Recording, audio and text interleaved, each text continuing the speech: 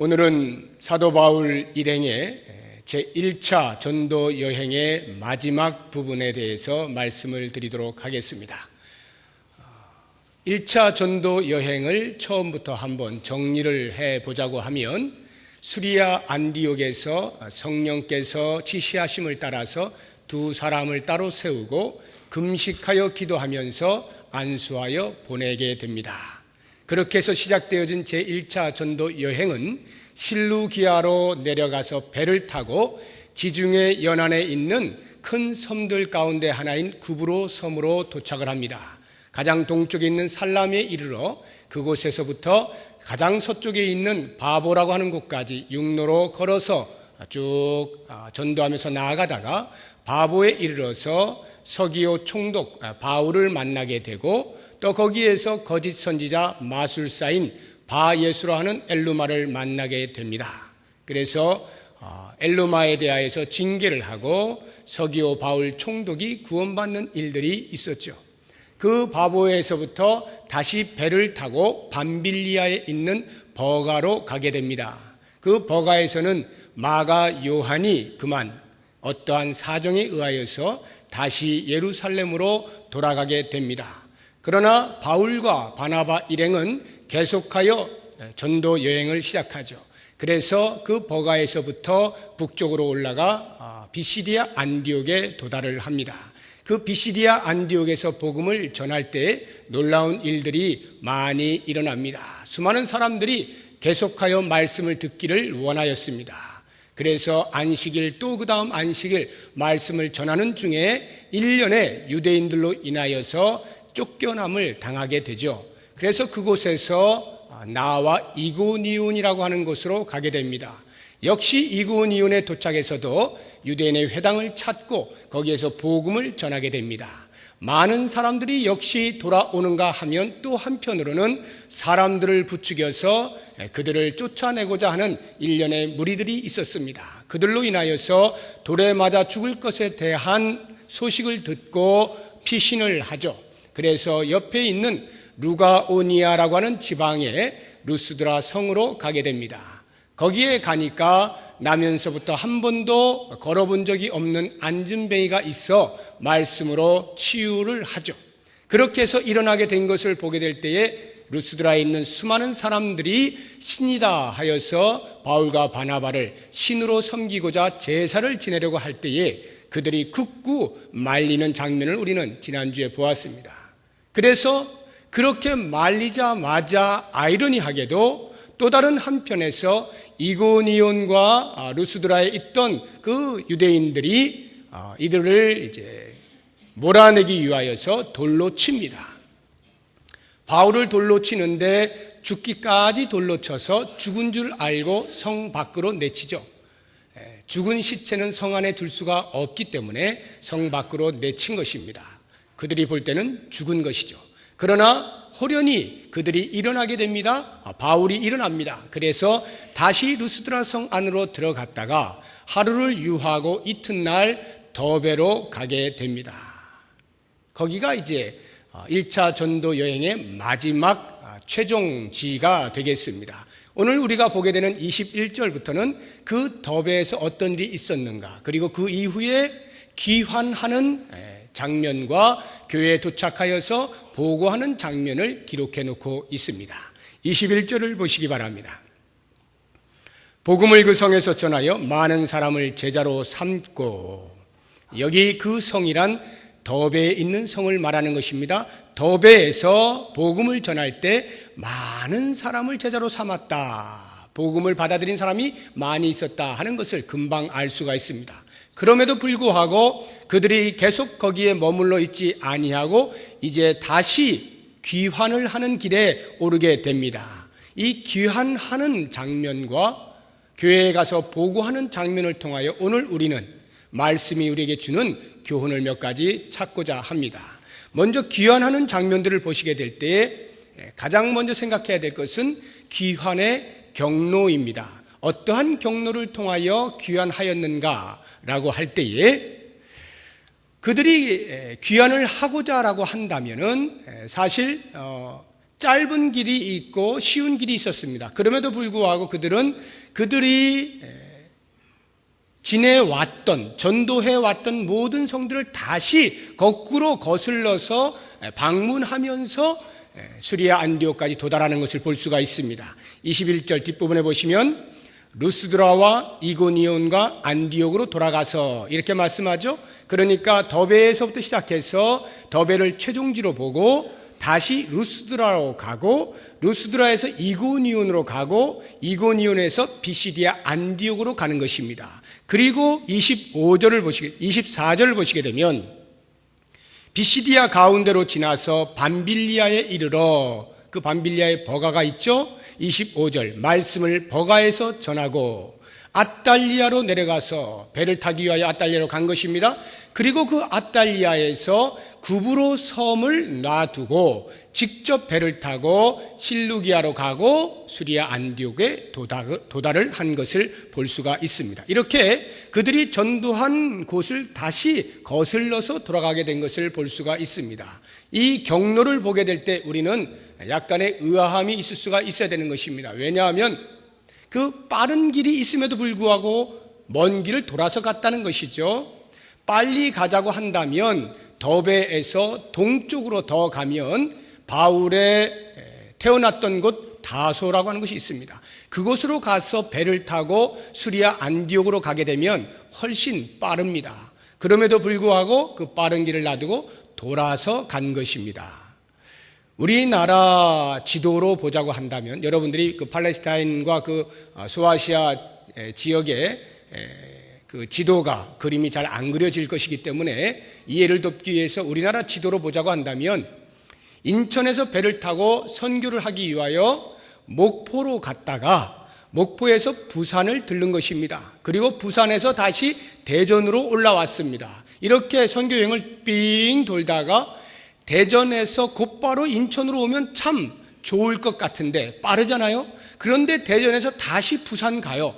그리고 부산에 또 목포 갔다가 거기에서 서해안 고속도로 타고 올라오는 것입니다. 삥 돌았다 이 말이죠. 그러니까 왜 그렇게 했을까 하는 부분에 대해서 궁금증을 가지실 필요가 있습니다.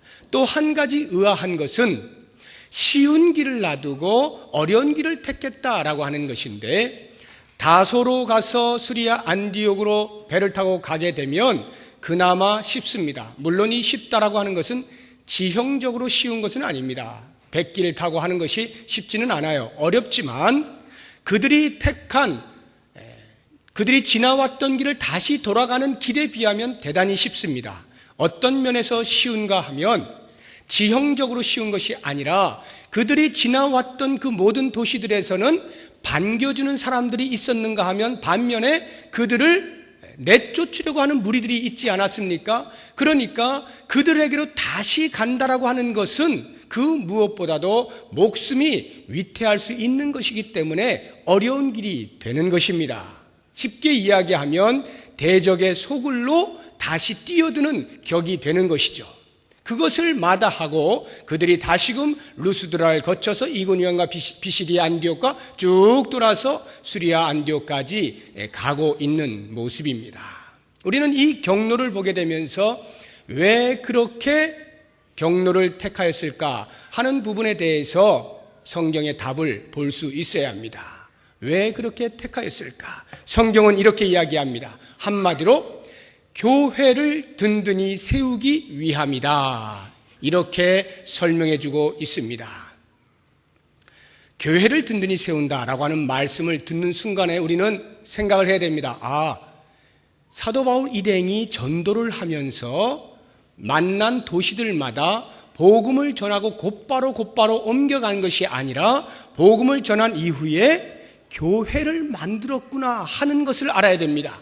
교회를 만든 거예요. 신앙 공동체를 만들었습니다. 예수 그리스도를 믿는 믿음의 사람들의 무리들을 모아놓고 공동체로 살아갈 수 있도록 하였습니다. 그러한 교회들이 그들이 지나온 도시들마다에 있었던 것이죠. 그래서 이 사도 바울은 그들을 다시 방문함으로써 연약한 지체들을 강하게 세우기 위하여 다시 왔던 곳으로 돌아가게 된 것입니다. 22절을 보시기 바랍니다. 22절 같이 한번 읽어보겠습니다. 제자들의 마음을 굳게 하여 이 믿음에 머물러 있으라 권하고 또 우리가 하나님의 나라에 들어가려면 많은 환난을 겪어야 할 것이라 하고, 거기를 보시면 제자들의 마음을 굳게 하여 믿음에 떨어지지 아니하도록, 믿음에 유하도록 권하겠다라고 하는 것 아니겠습니까? 제자들의 마음을 굳게 한다는 말은 굳어질 그 무엇이 그들의 마음 가운데 있었다는 것이죠. 그게 무엇입니까?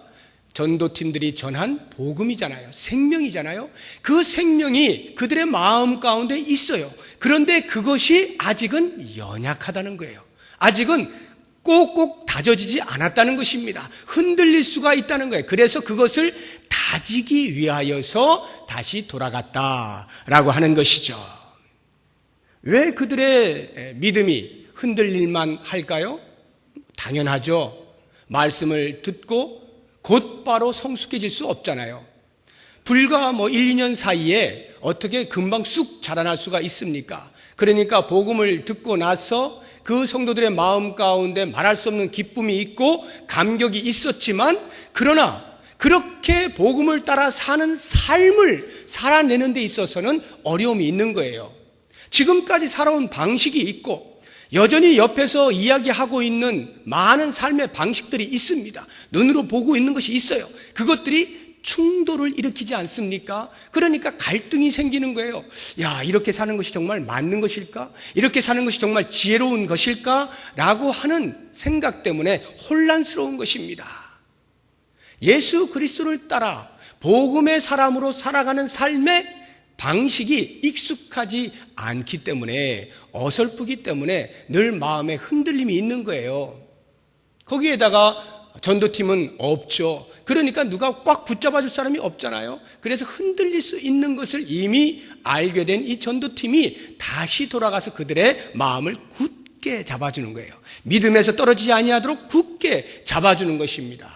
뿐만 아니라 이제 그들에게는 예수를 믿는다는 것 때문에 혹시 전도팀이 갔을 때 이미 주변에서부터 핍박을 받았을런지도 모르겠습니다. 또한 앞으로 계속하여 핍박을 받게 되어질 것입니다. 그 모든 환난들이 눈앞에 선한 거예요. 그러니까 이 전도팀들이 그냥 지나칠 수가 없는 것입니다. 가서 말을 해 주어야 되는 거예요. 사랑하는 여러분, 우리가 복음을 전하였다 하여서, 여러분들이 그 복음 안에 있다 해서 생명을 받았다 하여서 이제부터는 아무런 문제도 없고 평탄대로가 펼쳐지는 그러한 삶은 아닙니다. 예수 그리스도를 믿는다는 것 때문에 오히려 여러분들의 앞길에는 많은 환난이 있게 되어질 것입니다. 여러분은 그것을 알아야 합니다. 그러나 그런 환난이 있다 할지라도 믿음에서 떠나지 마십시오. 왜냐하면 그 환난이 곧 우리가 하나님 나라에 가는 그 길에 서 있는 것이기 때문입니다. 우리는 그 환난을 겪고 넘어설 때에 하나님 나라에 들어갈 수 있는 것입니다. 이 말을 해주기 위하여 그들은 다시금 돌아가게 된 것입니다.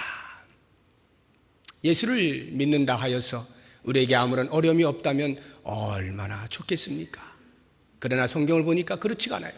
이 당시는 더더욱이나 그렇습니다.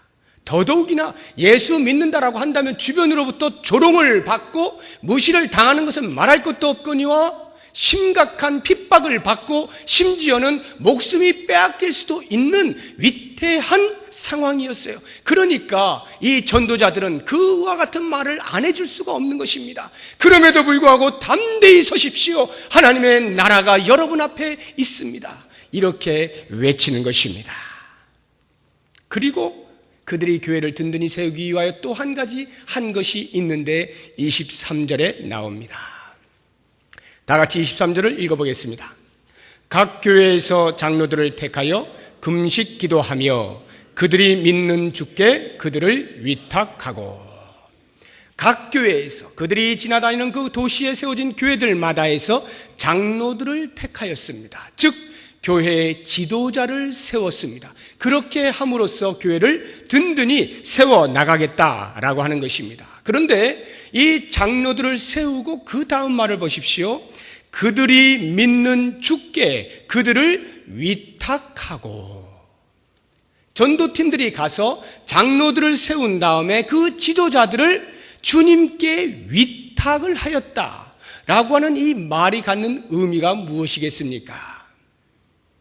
주님께 위탁하는 데에는 여러 가지 이유가 있을 것인데 무엇보다 먼저 그 사도 바울과 그 전도팀이 볼 때에 이제 막 생겨난 교회의 성도들이 믿음이 크면 얼마나 크겠습니까? 큰 자가 있으면 얼마나 크겠어요? 다 그만하지 않겠습니까?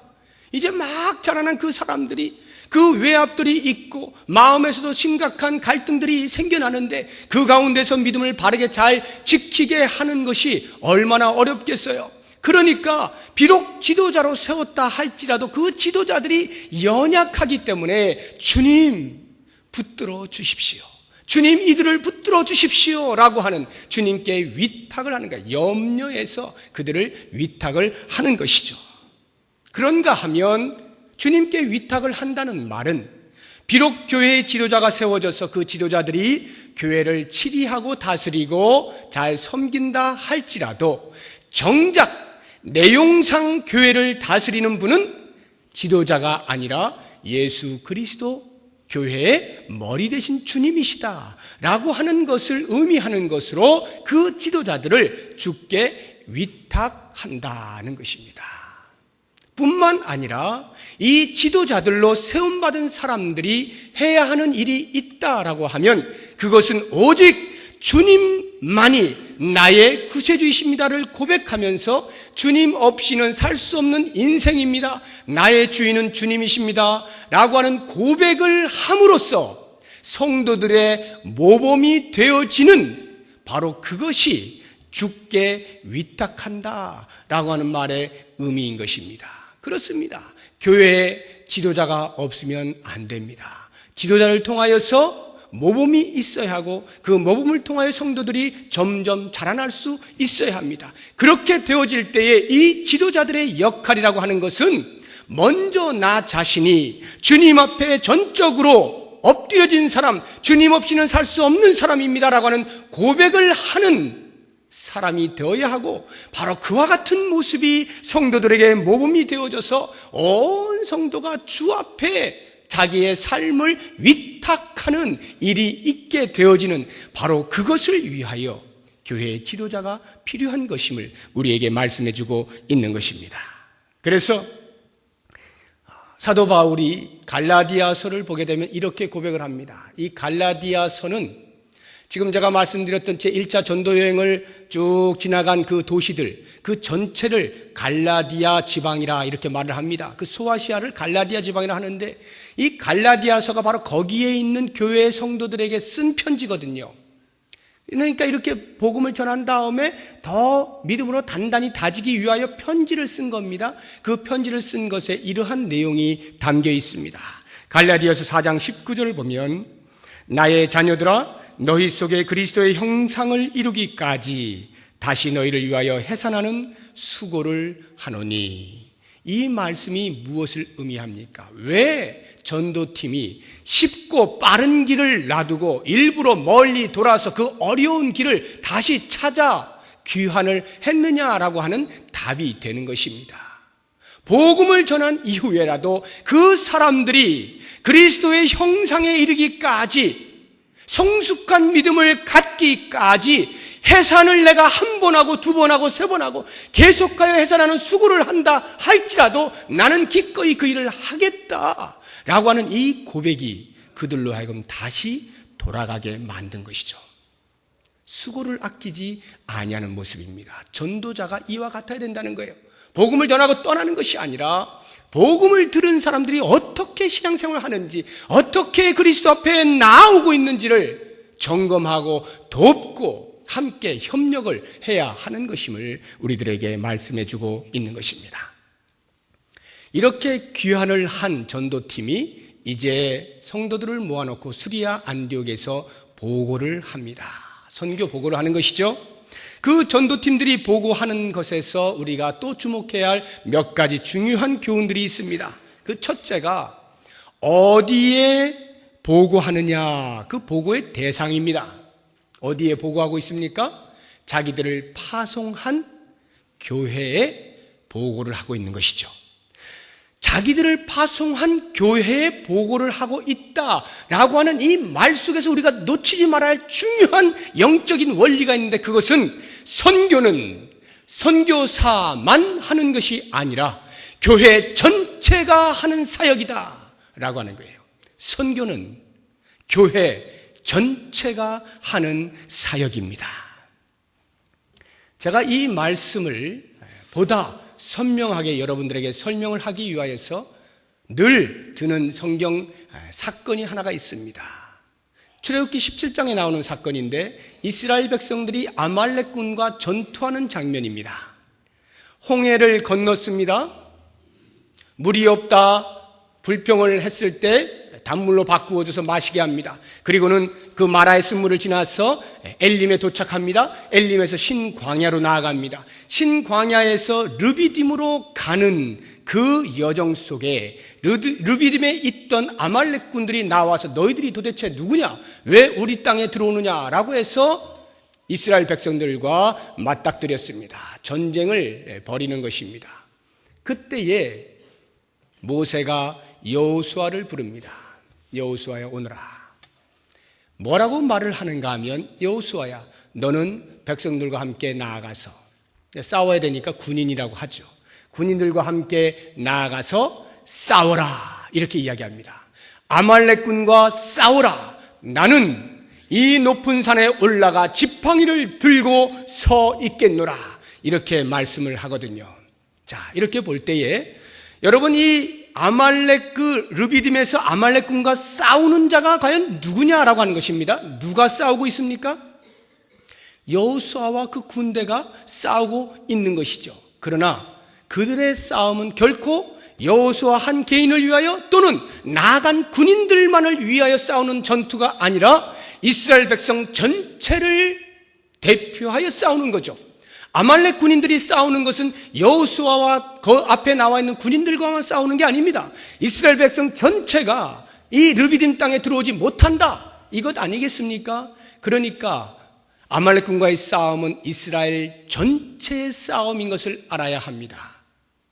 우리가 복음을 들고 악한 세력 가운데로 들어가 하나님의 나라를 확장시키는 선교의 사명, 전도의 사명을 감당하고자 할 때에 그것은 거기에 나아간 선교사들만이 아니라 선교사를 파송한 교회 전체가 싸우고 있는 것을 알아야 하는 것입니다. 온 교회가 선교의 사명을 감당하고 있는 것을 분명히 깨달아야 하는 것입니다. 그래서 사도행전 13장 3절을 보시게 되면 그들이 최초에 어떻게 보내는지 나오고 있습니다. 2절 뒷부분부터 보시게 되면 성령이 이르시되 내가 불러시키는 이를 위하여 바나바와 사울을 따로 세우라 하시니 이에 온 교회가, 제가 지금 붙인 겁니다. 온 교회가 금식하며 기도하고 두 사람에게 안수하여 보내니라. 만약에 선교사들만 하는 일이라고 한다면 굳이 이렇게까지 할 필요가 뭐가 있겠어요? 그러나 이 선교가 곧 성령께서 우리 모든 교회에 요청하시는 것임을 알았기 때문에 이 수리아 안디옥의 교회가 그들에게 파송을 할 때, 그들을 파송할 때에 금식하며 기도하면서 안수하여 보내는 것 아니겠습니까? 우리가 함께 간다. 너희가 대표하여 가라. 우리가 같이 간다. 이 뜻 아니겠습니까? 그렇다고 한다면 온 교회가 선교에 동참하는 것이라 할 때에 어떠한 방식으로 교회는 선교에 동참을 하게 됩니까? 그것을 다시 본문으로 돌아와서 보시면 27절, 26절을 보시기 바랍니다. 26절의 뒷부분에 보시게 되면 전에 하나님의 은혜에 부탁하던 곳이라, 그 수리아 안디옥 교회를 말하는 거예요. 전에 하나님의 은혜에 부탁하던 곳이라. 하나님의 은혜에 부탁하였다 라고 하는 말이 무엇입니까? 성도들이 바나바와 바울을 보내놓고 저들을 하나님의 은혜에 부탁합니다 라고 하는 그 말의 의미가 뭐예요? 함께 기도한다는 거죠. 함께 기도함으로 동참한다는 것이죠. 우리는 간절히 기도하니까 너희들은 가서 싸우라, 복음을 전하라, 이 말 아니겠어요? 이것이 하나님의 은혜에 부탁하는 행위가 아니겠습니까? 자, 그렇다고 한다면 다시 아말렉 군과의 전투를 상상해 보시기 바랍니다. 모세가 여호수아와 그 군대를 내보내놓고 무엇을 합니까? 산에 올라가죠. 두 손을 들면 저 땅에서 여호수아가 이기고, 손을 내리면 여호수아와 그 군대가 지는 일들이 벌어집니다. 이 손을 들고 내린다는 말의 의미는 기도한다는 거예요. 기도하거나 기도하지 않거나, 기도하거나 기도를 멈추는 행위를 말하는 것입니다. 그러면 모세가 산 위에서 기도를 할 때에는 여호수아가 이기고, 기도하기를 멈추면 여호수아가 패하는 거예요. 이스라엘군이 패하는 거예요. 자, 이렇게 볼 때 과연 여러분들은 진정한 전방이 어디라고 생각하십니까? 정말로 싸움이 일어나는 곳이 어디라고 생각하십니까? 총칼을 들이밀고 있는 그 싸움터가 싸움터입니까? 아니면 하나님 앞에 기도하고 있는 그 기도처가 싸움터입니까? 여러분들은 어디가 전방이라 생각하십니까? 비록 여호수아와 그 군대들이 칼을 휘두르고 총을 쏘고 대포를 쏜다 할지라도 그것이 승패를 결정짓는 것이 아니라 모세와 아론과 훌이 손을 들고 기도하며 온 백성들이 그 전쟁을 위하여 기도할 때에 승패가 결정지어진다라고 한다면 과연 전방은 어딘가? 기도하는 곳 아니겠어요? 기도하는 곳 아니겠습니까? 그렇게 볼 때에 교회 전체가 사역에 임한다, 교회 전체가 선교를 한다라고 하는 의미는 바로 이 부분입니다. 기도하는 것으로 오히려 선교에 더욱 적극적으로 동참을 하는 거예요. 그러니까 만약에 교회가 선교사를 파송해 놓고 무관심합니다, 소홀히 합니다, 별로 생각을 안 합니다, 우리의 기도 가운데 들어와 있지 않습니다, 어떻게 될까요? 그 선교지는 볼 것 없습니다. 그 선교사 볼 것 없어요. 이미 게임이 끝난 거예요. 교회가 전도팀을 구성해서 전도합니다. 그런데 교회가 기도하지 않습니다. 어떻게 될까요? 아무 일도 일어나지 않습니다. 계속해서 깨지는 소리만 들려옵니다. 나갔더니 창피만 당했어, 나갔더니 혼만 났어, 부끄러워서 다시는 못하겠어, 이런 소리들로 가득 차게 될 것입니다. 기도하지 아니하면 그 전쟁은 지게 되어 있는 거예요. 그러니까 우리 교회가 선교사를 파송하고 우리 교회가 전도대를 파송하고 여기저기에서 전도를 할 때에 온 교회가 해야 하는 일은 하나님 앞에 기도하는 것입니다. 두 손을 들고 그 선교사를 향하여, 그 전도팀을 향하여, 그 선교지를 향하여, 그 전도지를 향하여 기도하는 것입니다. 하나님, 사탄의 세력이 물러가게 하여 주옵소서. 하나님의 영광이 드러나게 하여 주옵소서. 기도하는 거예요. 그와 같은 기도가 있을 때에 거기에서 승리의 소식이 들려오는 것입니다. 만약에 우리가 기도하지 않음에도 불구하고 우리의 전도팀들이 나가서 전도를 잘해요, 우리가 파송한 선교사가 그곳에 승리하는 소식들을 보내와요, 여러분 눈물을 흘려야 합니다. 그것은 우리가 기도하지 아니함에도 불구하고 승리한다면 그것은 우리가 해야 할 그 기도의 사명을 다른 교회가 하는 거예요. 다른 성도가 하고 있는 것입니다. 다른 사람의 기도를 통해서 하나님께서 역사하시는 거예요. 마땅히 우리가 해야 할 것을 우리가 하지 아니할 때에 다른 사람을 통해서라도 하나님의 일을 이루시고야 마는 그 일들을 보게 될 때에 과연 우리가 어떻게 해야 되겠습니까? 계속해서 무관심해야 될까요? 계속해서 열심히 하십시오, 제가 물질로 후원해 드릴게요 하고는 기도하지 않아도 될까요? 아닙니다. 이제 우리는 마음을 열고 이것이 바로 나의 사명인 것을, 그곳에 멀리 가 있는 그 선교사보다 오히려 이 자리에 앉아서 무릎을 꿇고 기도하는 이것이야말로 더 치열한 싸움터인 것을 우리가 알아야 합니다. 그리고는 눈물을 뿌려가면서 그 선교지를 위하여 기도하게 되어질 때에 온 교회가 선교에 동참하게 되는 것이고 그때에 귀한 열매를 맺게 되는 것입니다. 전도팀들이 돌아와서 보고한 내용이 무엇입니까? 보고한 내용을 보십시오. 무엇을 보고하는가? 26절에 이렇게 나옵니다. 거기서 배 타고 안디옥에 이르니 이곳은 두 사도가 이룬 그 일을 위하여. 저자인 누가는 정확하게 이야기하고 있습니다. 두 사도가 이룬 그 일을 위하여. 이루었다는 것은 완수했다는 말입니다. 그 일은 복음을 전하는 사역을 말합니다. 전도 사역이죠. 두 사도가 완수한 전도 사역. 다시 말하면 두 사도가 행한 일들을 보고했다라고 하는 말이죠. 그러나 성경은 거기에서 그치지 아니합니다. 두 사도가 목숨을 걸어가면서 복음을 전한 것이지만 그럼에도 불구하고 성경은 한 걸음 더 나아가서 훨씬 더 근원적이고 궁극적인 이야기를 해줍니다. 26절입니다. 27절입니다. 그들이 이르러 교회를 모아 하나님이 함께 행하신 모든 일을 보고하였다. 이렇게 기록을 해놓고 있어요. 하나님이 함께 행하신 모든 일, 두 사도가 완수한 일은 곧 하나님이 함께 하신 일이라는 거예요. 하나님께서 주체가 되어서 하나님께서 선교하신 그 일에 선교사들이 동참되어진 것임을 알 수가 있는 것입니다.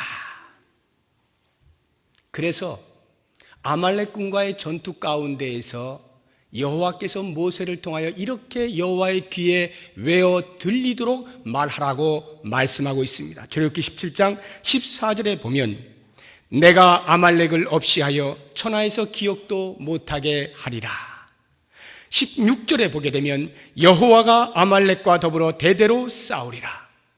아말렉을 진멸하겠다, 아말렉과 대대로 싸우겠다라고 말씀하시는 주체가 누구냐? 여호와 하나님이라는 거예요.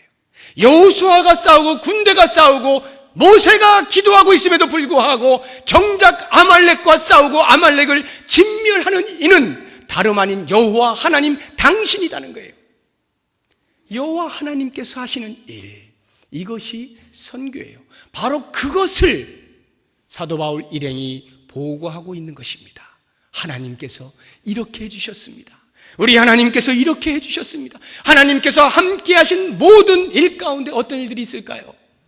우리가 쭉 살펴본 것처럼 죽음 가운데서 다시 살아나고 사탄이 물러가고 거짓 선지자가 눈이 멀어지고 새로운 생명을 부여받은 많은 사람들이 생겨나는 그 숱한 감격스러운 일들, 그것이 모두 하나님께서 행하신 일들이라 고백을 하고 있는 것입니다.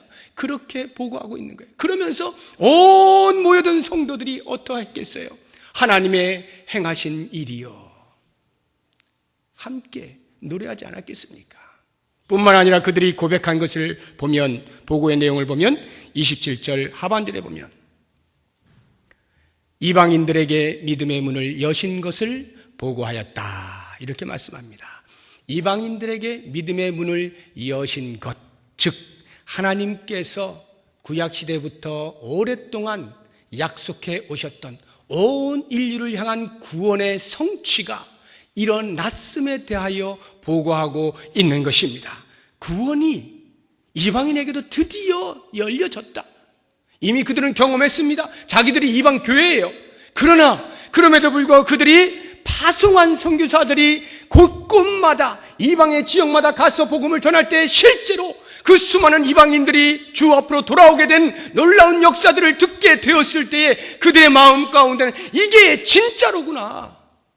오늘날 우리들은 듣는 것이 별로 감격스럽지 않을 수가 있으나 그 당시만 해도 이 말씀을 들을 때는 엄청난 충격이에요. 정말이로구나. 정말 하나님은 신실하시구나. 정말 하나님은 구원을 이루어 내시고야 마는구나 하는 것을 보게 되는 것입니다. 이방인에게도 믿음의 문이 열리는 놀라운 보고가 있어진 거예요. 여기를 보면은 사도 바울 일행이 야, 우리 죽었다가 살아났어, 이런 말 할 만도 한데 그런 말은 잘 안 보이고 물론 했겠죠. 그러나 정말 그들이 초점을 맞추고 싶었던 것은 무엇입니까? 그 모든 것을 다 차치하고서라도 정작 중요한 것은 복음 전도의 유일한 목적이었던 이방인에게도 믿음의 문이 열리는 것, 이것이 정말이었다, 이걸 외친 겁니다. 그 자체가 사도 바울의 마음을 사로잡은 거예요. 그것이 너무나 감격스러운 거예요. 그것으로 충만한 거예요. 그래서 온 성도들과 함께 나누고 싶은 것입니다. 구원의 역사가 일어났다. 얼마나 멋있습니까? 사랑하는 여러분, 이 전도팀과 함께 모여든 성도들을 한번 상상을 해보십시오. 그래서 그 보고를 하고 있는 장면을 한번 상상을 할 때에 저는 이런 감격이 있어요. 이들이 수리아 안독에 도착했습니다. 도착하자마자 뭐 했겠어요? 그 감격을 가눌 길이 없어서 여러분 모이십시오 하지 않았겠어요? 그러니까 온 교회가 모였대잖아요. 성도들이 다 모였어요. 모일 때 성도들이 어떻게 했어요? 아이고 졸린데 왜 불러? 아이고 바빠 죽겠는데 이러고 모였겠어요? 아니요. 제가 볼 땐 적어도 눈물로 기도하고 함께 선교에 동참한 교회였다고 한다면 그 선교사들이 와서 모이십시오라고 할 때에 와 드디어 왔구나. 어떤 일이 있었을까? 흥분과 기대감으로 나오지 않았겠어요? 그리고는 과연 어떠한 보고를 할까? 대단히 흥분해서 그렇게 3, 4, 5 짝을 쫙 몰려들었습니다. 몰려드는 그 인파를 향하여 성도들을 향하여 보고를 하는데 하나님이 함께 하신 이 모든 일과 이방인에게도 믿음의 문을 여신 이 놀라운 일들을 보십시오. 말을 할 때에 듣고 있던 모든 성도들의 마음 가운데는 이 전도팀들 못지않은 뜨거운 가슴이 감격스럽고 놀랍고 큰 기쁨이 있지 않았겠어요? 사도 바울이 돌에 맞아 죽을 정도였으니까 적어도 제가 상상하기에는 얼굴에 몇 군데 흉터는 있었을 겁니다. 뭐 벌떡 일어났다고 해서 뭐 흉터가 싹 사라지고 그런 것 아니잖아요. 그러니까 뭐 아픈 흔적이 다 있었을 터인데 분명히 얼굴이 심상치 않아요. 그런 걸 보면서도 그럼에도 불구하고 그 사람을 통하여 역사하신 하나님의 능력, 복음이 편만하게 펼쳐지는 그 사실을 듣게 되어질 때에 온 성도들이 얼마나 큰 기쁨 가운데 있었겠어요. 그래서 그들이 하는 일이 뭐겠습니까? 그리고는 보고 끝 쭉 헤어졌겠어요? 아니요. 그 놀라우신 하나님을 찬양하느라 감격에 기워서 찬양하느라 자리를 떴겠습니까? 아버지 하나님이여, 아버지의 능력이 놀랍습니다. 드디어 하나님께서는 약속을 성취하시는군요. 오 하나님 감사합니다. 영광을 돌려드립니다. 하나님께 두 손 두 팔을 들면서 영광스러운 찬양을 올려드리지 않았겠어요? 그 장관을 한번 상상해 보시라고요. 이것이 하나님의 선교예요. 복음이 전해지는 곳에 이와 같은 교회 전체가 움직이는 감격과 감동이 있는 것입니다. 우리 교회가 이런 교회가 되기를 원하는 거죠. 복음을 전한다라고 할 때 남 이야기 듣지 마시라는 겁니다. 이제부터 복음을 전한다 하면 적어도 나에게는 전방에 갈 준비를 하고 있어야 되는 거예요. 무릎을 꿇으라는 것입니다. 기도하라는 것입니다. 기도함으로 동참하여서 정말로 하나님이 어떻게 역사하시는지, 과연 하나님께서 부평을 어떻게 뒤집어 놓으시는지, 인천을 어떻게 사용하시는지, 열방 가운데 하나님의 이름을 어떻게 높여 나가시는지 우리의 기도하는 행위를 통하여서 같이 참여하자는 것입니다. 이 은혜를 우리가 왜 남에게 빼앗겨야 됩니까? 우리가 누려야 되죠. 하나님께서 우리에게 누리라고 주신 복 아닙니까? 그러니까 사랑하는 여러분, 오늘 이 말씀을 통하여서 이제 우리의 마음 가운데 다시 한번 다짐을 할 수 있기를 원합니다.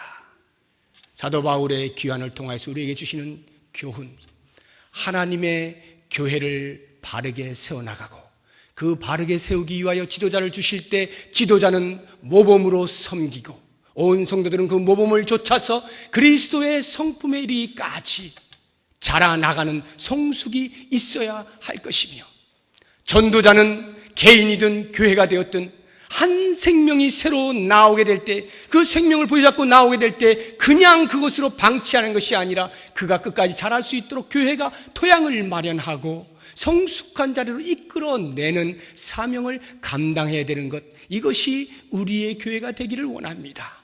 뿐만 아니라 보고를 통하여서 우리에게 주시는 이 도전, 하나님의 선교는 어느 한 사람에게 주어진 것 아니라 온 교회에 주어진 사명인 것을 알고 어떠한 모양으로든지 그 선교에 직접적으로 참여하게 됨으로써 하나님께서 교회에 맡겨주신 사명을 잘 감당하여서 모두가 영광을 돌리고 찬양을 올릴 수 있는 그 영광스러움에 동참을 하고 하나님의 세상을 향하신 선교에 우리를 불러주신 것만 해도 감사하고 감격하여서 그 동역자로서의 사명을 잘 감당해내는 우리 모든 성도님들 되시기를 주의 이름으로 축복합니다.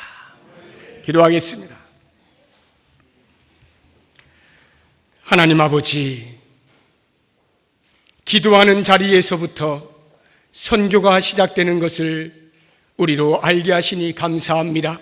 무뎌졌던 우리의 무릎이 다시 한번 주 앞에 무릎을 꿇고 은혜의 보좌 앞에 가까이 나와 엎드림으로 주의 거룩한 맡겨주신 사명을 감당케 하여 주옵소서.